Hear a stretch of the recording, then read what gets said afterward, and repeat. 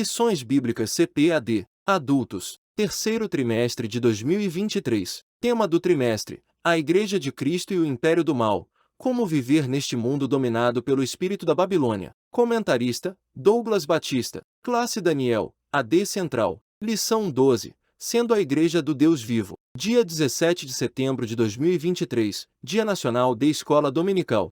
Texto áureo. Grande é este mistério, digo, porém, a respeito de Cristo e da Igreja. Aos Efésios capítulo 5 versículo 32. Verdade prática. A noiva de Cristo não pode ser mundana, pois ela é a guardiã da verdade revelada e suas vestes devem se manter imaculadas para as bodas do Cordeiro. Palavra-chave: Igreja. Leitura bíblica em classe. 1 Timóteo capítulo 3 versículos 14 a 0,16. Efésios capítulo 5 versículos 25 ao 27 e 32. 1 Timóteo capítulo 3. Escrevo-te estas coisas, esperando ir ver-te bem depressa, mas, se tardar, para que saibas como convém andar na casa de Deus, que é a igreja do Deus vivo, a coluna e firmeza da verdade. E, sem dúvida alguma, grande é o mistério da piedade. Aquele que se manifestou em carne foi justificado em espírito, visto dos anjos, pregado aos gentios, crido no mundo e recebido acima, na glória. Efésios capítulo 5. Vós, maridos, amai vossa mulher, como também Cristo amou a igreja e a si mesmo se entregou por ela, para santificar, purificando-a com a lavagem da água, pela palavra, para apresentar a si mesmo igreja gloriosa, sem mácula, nem ruga, nem coisa semelhante, mas santa e irrepreensível. Grande é este mistério, digo, porém, a respeito de Cristo e da Igreja. Introdução. Os efeitos do mundanismo são percebidos quando a Igreja deixa de ser pautada pelos valores da fé cristã. Infelizmente, ela não está imune a influências nocivas da sociedade. Nesta oportunidade, vamos abordar a natureza da Igreja, seu relacionamento com Cristo e as armas que impedem a mundanização da Igreja local.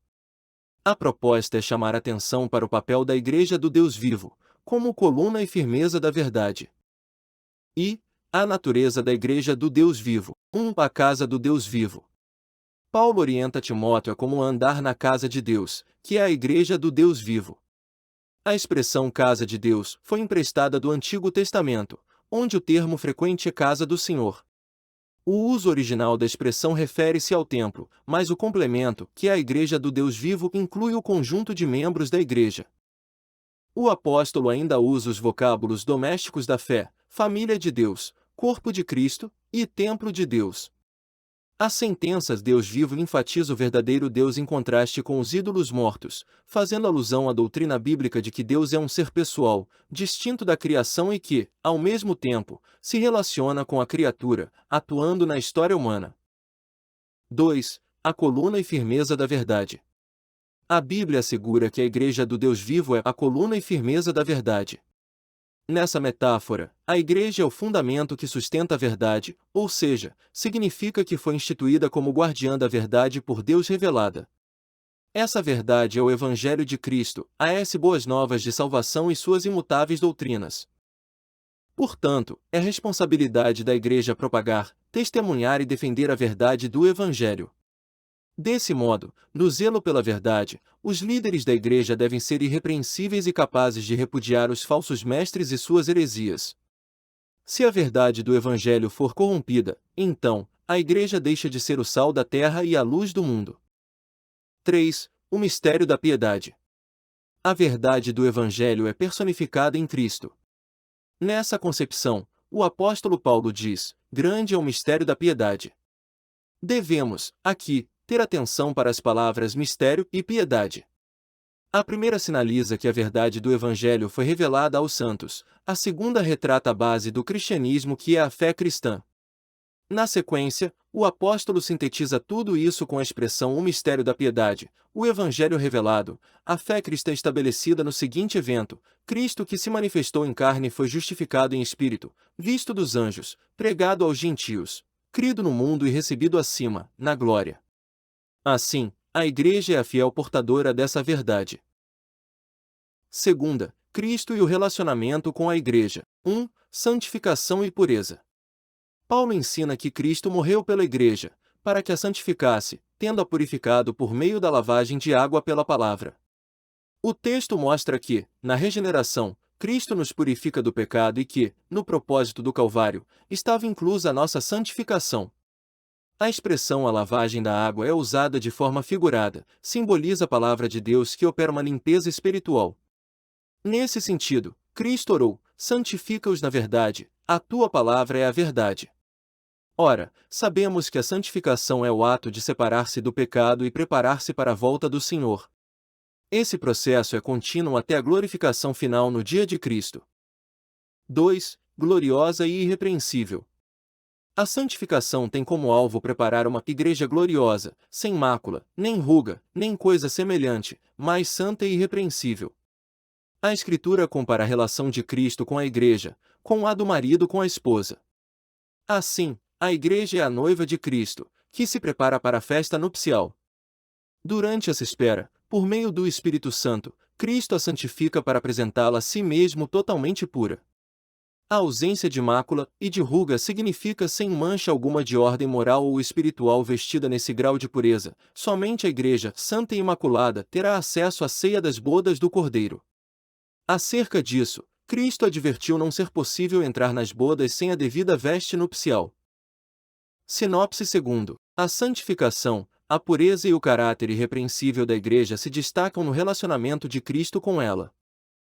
Terceira das armas da Igreja do Deus vivo. 1. O zelo pela verdade. Enfatizamos que a verdade bíblica é absoluta e imutável, ou seja, o Evangelho de Cristo é a única verdade. Nesse caso, a Igreja é a fiel depositária dessa verdade. E, por isso, os salvos em Cristo são dispenseiros da mensagem da redenção. Para ilustrar essa responsabilidade, levemos em conta o uso que Jesus fez de símbolos que remontam à responsabilidade espiritual: os 2 servos, os talentos, o servo vigilante, o mordomo infiel e as 10 minas. Todas essas parábolas trazem a imagem da responsabilidade que cada salvo deve ter enquanto espera o Senhor da Igreja voltar. Esse compromisso é inegociável, pois espera-se que o salvo cumpra o seu dever com irrestrita lealdade. Assim, a Igreja deve zelar pela verdade das Escrituras, viver e propagar a mensagem bíblica com fidelidade. 2. O ensino da verdade. Deus constituiu líderes para o aperfeiçoamento e edificação da Igreja. Portanto, o líder deve estar apto para ensinar. Isso refere-se à capacidade de compreender as Escrituras, defender a ortodoxia e refutar as heresias.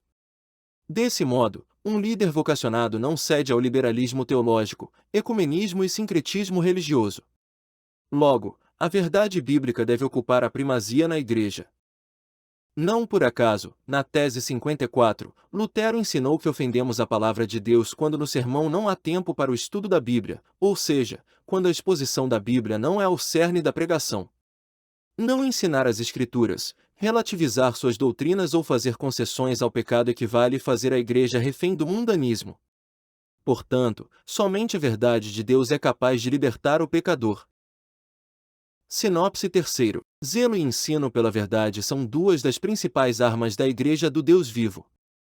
Conclusão: diante dos ataques de desconstrução da fé, a Igreja do Deus vivo precisa ser vigilante. Ela é a guardiã da única verdade que liberta. A mensagem da cruz não pode ser ressignificada. Cristo morreu e ressuscitou por amor à Igreja e a requer santa, pura e irrepreensível. Portanto, a noiva de Cristo não pode macular suas vestes. Seu papel abarca o ensino e a defesa com todo o zelo da integridade da verdade revelada. Amém. Terminamos aqui a leitura da lição. A seguir temos a seção Revisando o conteúdo. São as perguntas e respostas, no final da lição, que servem para a revisão e fixação dos conceitos da lição. Isso para que você tenha um aprendizado melhor. Vamos lá? Pergunta 1. O que a Bíblia assegura? Resposta: a Bíblia assegura que a Igreja do Deus vivo é a coluna e firmeza da verdade. Pergunta 2. Em quem a verdade do Evangelho está personificada? Resposta: a verdade do Evangelho é personificada em Cristo. Pergunta 3. Segundo a lição, o que é o ato de santificação? Resposta: a santificação é o ato de separar-se do pecado e preparar-se para a volta do Senhor. Pergunta 4. Qual é o alvo da santificação? Resposta: a santificação tem como alvo preparar uma igreja gloriosa, sem mácula, nem ruga, nem coisa semelhante, mas santa e irrepreensível. Pergunta 5. Cite pelo menos duas imagens que simbolizam a responsabilidade da igreja. Resposta: os dois servos e servo vigilante. Amém. Parabéns por ouvir o áudio completo da lição. Veja também a nossa playlist Desafio, Leitura da Bíblia em 52 semanas. Você poderá ouvir a leitura da Bíblia completa em um ano, com desafios semanais. Nesse desafio lemos os livros da semana para você. Ao final você terá ouvido a Bíblia completa em um ano. Resultado disso, ricas bênçãos sobre sua vida, sua família e seus empreendimentos. Se você gostou, compartilhe o link dessa leitura da lição com alguém, ou mesmo em grupos de WhatsApp. Assim você estará sendo uma bênção na vida de outras pessoas e também contribuindo para o crescimento de nosso canal. Deus te abençoe, e tenha uma excelente escola bíblica dominical.